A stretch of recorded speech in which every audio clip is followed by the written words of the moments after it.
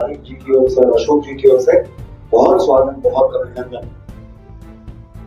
देखिए, हम लोग तो बहुत दिनों से इस बात को कहते आ रहे हैं और बहुत पुख्ता सबूतों के साथ कहते आ रहे हैं कि झारखंड लूटने में सरकार और सरकार की पार्टी यानी झारखंड मुक्ति मोर्चा दोनों शामिल है। इसमें कोई शक की कभी गुंजाइश भी नहीं थी, लेकिन अभी हाल के समय में जो चीजें सामने आ रही है उसको देखकर तो यही पंक्तियां याद आती हैं कि हर शाख पर भ्रष्टाचार बैठा है, अंजामे झारखंड क्या होगा।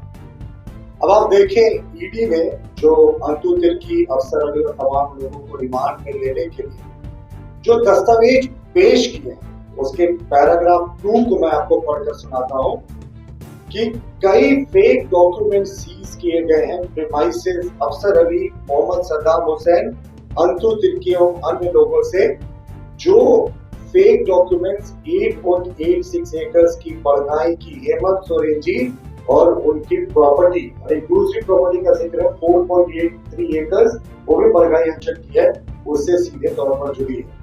ये ईडी की ये साफ जो ईडी के बयान दिए हैं वहां पर इन सारे लोगों ने, उसमें ये स्पष्ट है। अब आप इसको देखिए, ये साफ दिखाता है, ये लोग अभी तक डिनायल मोड में थे साहब, कि हेमंत सोरेन जी का कोई लेना देना नहीं, कोई दस्तावेज की हेराफेरी नहीं हुई। कहते थे 8.86 एकड़ साहब, उससे हेमंत सोरेन जी का क्या लेना देना। अब तो ईडी ने इन तमाम लोगों से, जिनको हम गैंग्स ऑफ गॉसिप कहते थे, वो सद्दाम हो, अफसर अली हो, जितने लोगों की बयान थी, उनसे ये स्पष्ट हो गया कि जो डॉक्यूमेंट सीज किए थे उनसे भी स्पष्ट हो गया कि हेमंत सोरेन जी ने इलीगली 8.86 एकड़ जमीन को कब्जा करके रखा हुआ था। और अगर आप इसके पैराग्राफ 4 को देखेंगे, इसमें पैराग्राफ 4 में जो ईडी ने अपने रिमांड में दिया था, तो इंट्रोगेशन में अक्यूज ने साफ तौर पर कहा है कि इनका इन्वॉल्वमेंट इन दोनों प्रॉपर्टीज के छेड़छाड़ के कागजातों से था। यानी साफ तौर पर ये छेड़छाड़ किया था इन्होंने। 8.86 एकड़ की प्रॉपर्टी थी और 4.45 एकड़ की प्रॉपर्टी थी, और इन्होंने सीधा कहा कि इनका इलीगल एसोसिएशन, जो वर्ड यूज किया है, इलीगल एसोसिएशन था उस समय जिन लोगों ने इस जमीन की हेराफेरी करवाई थी। तो इसके लिए रॉकेट साइंस की ज्ञान की आवश्यकता नहीं है। किन लोगों ने 8.86 एकड़ की हेराफेरी करवाई थी लोगों से, हेमंत सोरेन जी को नाजायज अवैध कब्जा दिलाने के लिए। देखिए, अब एक बड़ा इंटरेस्टिंग टॉपिक पर हम आते हैं, जो एक कल चैट है अंतु तिर्की जी और हमारे बड़े भैया परम आदरणीय झारखंड मुक्ति मोर्चा के महासचिव सुप्रियो भट्टाचार्य जी के बीच का वो चैट बड़ा इंक्रिमिनेटिंग है। देखिए, वो चैट के अगर कुछ हिस्सों को मैं आपको दिखाता हूँ स्क्रीनशॉट में, एक मिनट अगर आप पकड़ेंगे अशोक।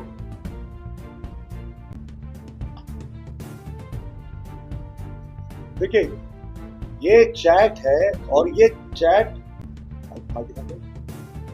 काफी कुछ कहता है। अगर आप इस चैट की शुरुआत में देखें तो शुरुआत में ही वो कह रहे हैं अंतु तिर्की जो जमीन के सारे डीलिंग्स में इन्वॉल्व था, और ईडी ने उसके बारे में क्या कहा था, बड़ा इनक्रिमिनेटिंग बात कहा था कि अंतु तिर्की जो है और उसके जितने सहयोगी थे वो कमीशन के बेसिस पे ट्रांसफर पोस्टिंग कराते थे।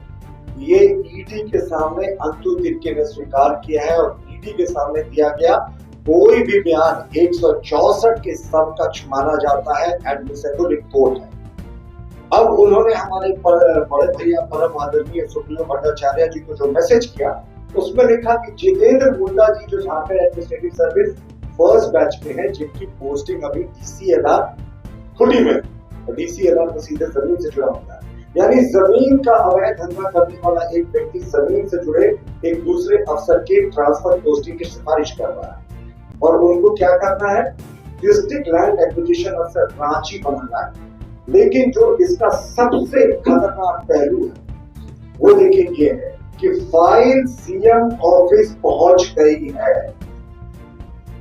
ये अंतु तिर्की को भला कैसे पता था, जमीन के नाजायज कारोबार को करने वाले एक अवैध कारोबारी को कैसे पता था कि फाइल सीएम हाउस पहुंच गई साहब।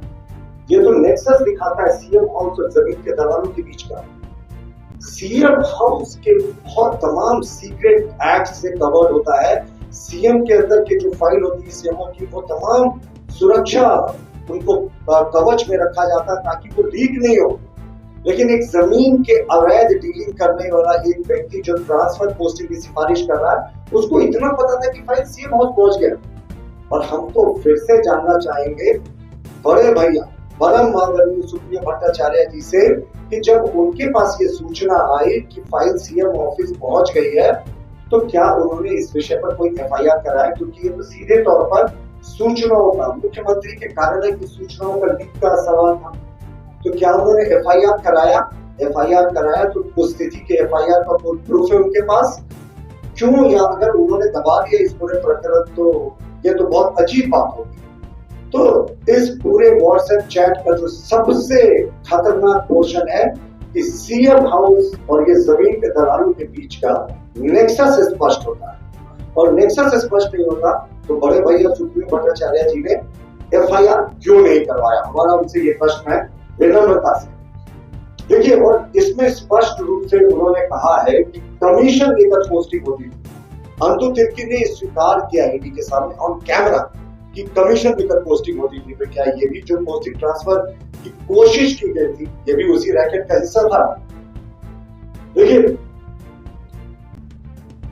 सुप्रियो भट्टाचार्य जी से हम आग्रह करेंगे, बड़े भैया समान है, बहुत आदरणीय है, फॉरवर्ड ब्लॉक के दिनों से मैं उनको जानता हूँ, आंदोलनकारी भी रह चुके हैं, कि आज कम से कम हेमंत सोरेन जी को गलत बयानी करके आपने दर्जनों बार डिफेंड किया है। बड़े भैया, आज तो कम से कम सच बता दीजिए।